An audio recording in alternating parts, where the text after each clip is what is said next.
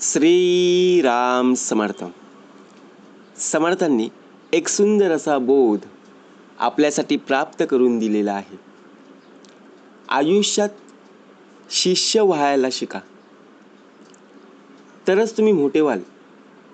गुरु बनण्याचा प्रयत्न करूच नका.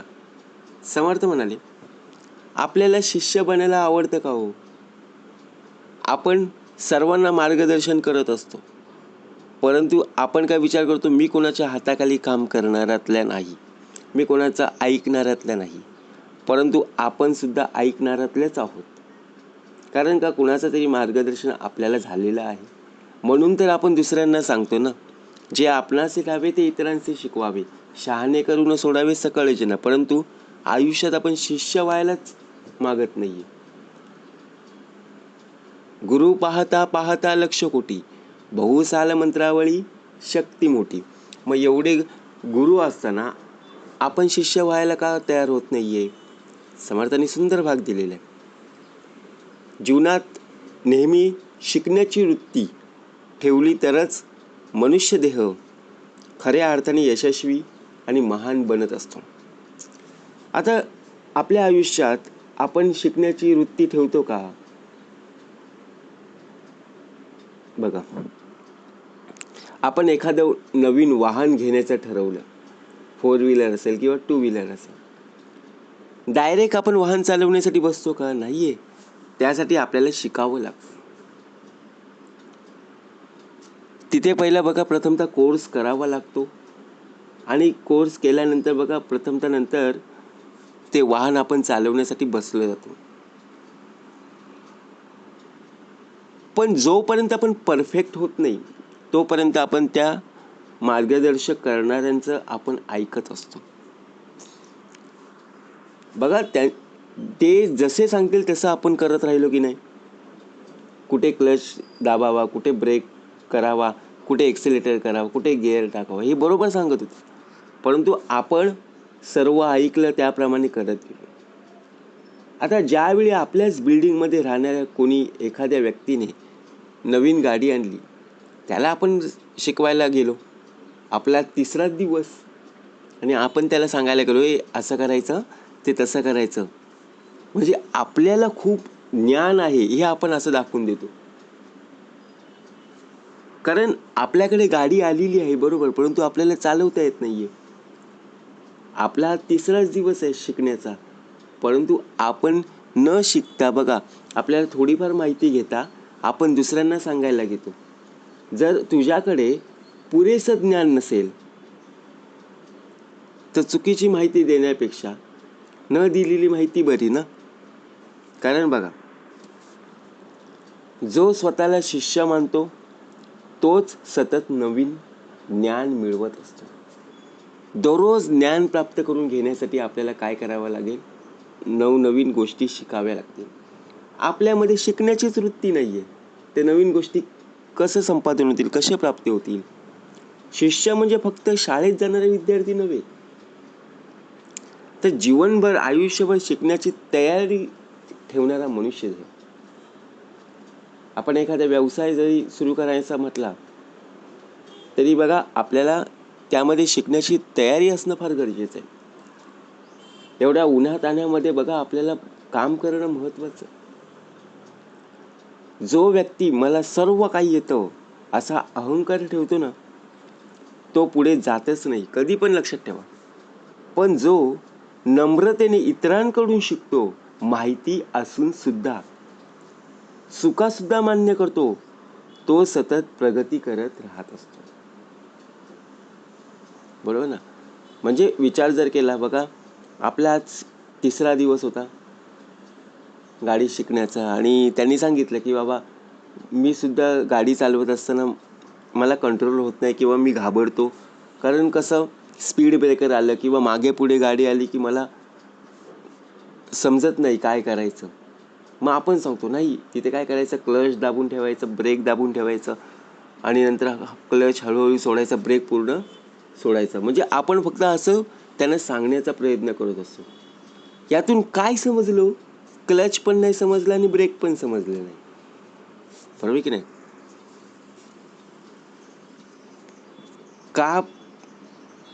कारण महान लोक सुद्धा आयुष्यभर शिकत राहिले, म्हणूनच ते मोठे झाले ना. समर्थांनी सुंदर भाग दिलेला आहे. एकदा एका गुरुकडे 2 शिष्य आले. पहिला शिष्य म्हणाला, मला सगळं येतं, पण तुमचं थोडं मार्गदर्शन झालं तर बरं होईल. दुसरा नम्रपणे म्हणाला, गुरु, मला काहीच माहीत नाही, कृपया मला शिकवा. गुरुंनी दुसऱ्या शिष्याला शिकवायला सुरुवात केली. काही वर्षात तो खूप ज्ञानी आणि यशस्वी झाला. पहिला शिष्य मात्र आपल्या अहंकारामुळे काहीच शिकू शकला नाही. त्यावेळी त्याला गुरु म्हणाले, जो स्वतःला शिष्य मानतो तोच खरा मोठा होत असतो. म्हणून नम्रता आणि शिकण्याची वृत्ती विकसित होत असते. त्यामुळे काय होतं, आपल्या ज्ञानामध्ये वाढ होत जाते, ज्ञान सतत वाढत राहते. यश आणि प्रगतीसाठी सुद्धा मदत होत असते. आपल्यातला अहंकार सुद्धा कमी होत असतो. म्हणून आयुष्यभर आपण विद्यार्थी बनलं पाहिजे, शिकत राहिलं पाहिजे. शिकत राहत असताना बघा, शिकताना नम्रतेत राहणं फार गरजेचं आहे.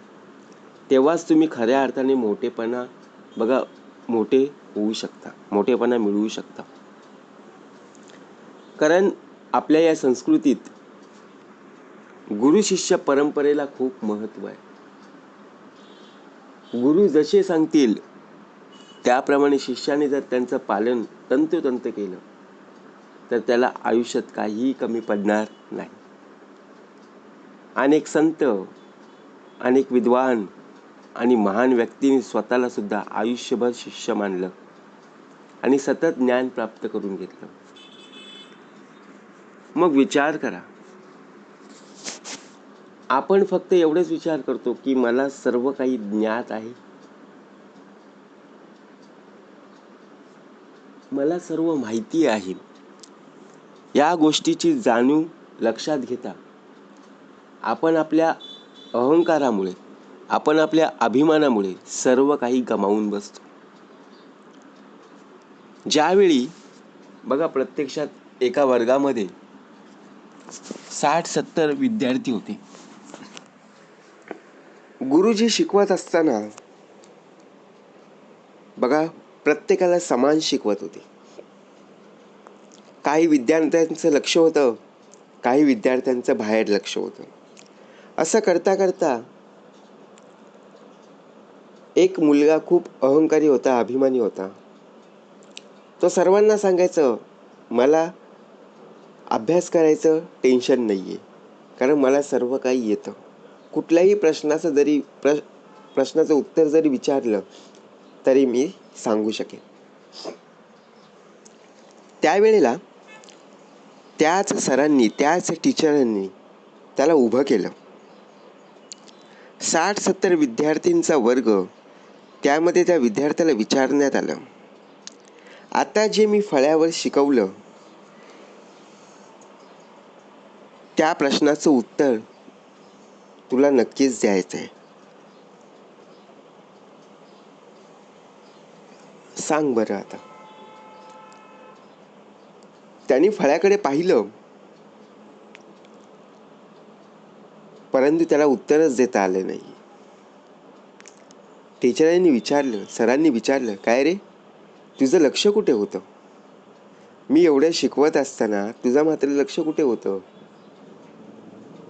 तू सर्वांना सांगतोस ना, मला सर्व येतं, मला शिकण्याची गरज नाहीये. मग आता याच प्रश्नाचं मला उत्तर दे. हाच प्रश्न तुझ्या पुस्तकात सुद्धा आहे. मग असं म्हणताना त्यावेळी त्याला चूक कळली की खरंच मला सुद्धा अभ्यासाची गरज आहे.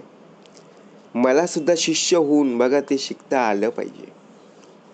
शिष्य म्हणजे शाळेतला विद्यार्थी नव्हे, तर प्रत्येक प्रश्नाचं उत्तर आपल्याला लक्षात कसं राहील हे जाणून घेणं म्हणजेच शिष्य. त्या विद्यार्थ्याने आता कुठलाही विचार न करता त्या फळ्यावरचं उत्तर द्यायला सुरुवात केली.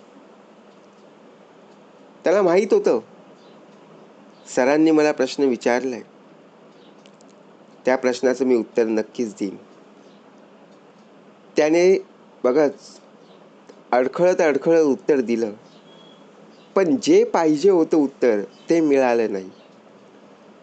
म्हणून समर्थ म्हणाले, आपल्या जीवनात अहंकार नसावा, मीपणा नसावा. आयुष्यात शिष्य व्हायला शिका, तरच तुम्ही मोठे व्हाल. जय जय रघुवीर समर्थ.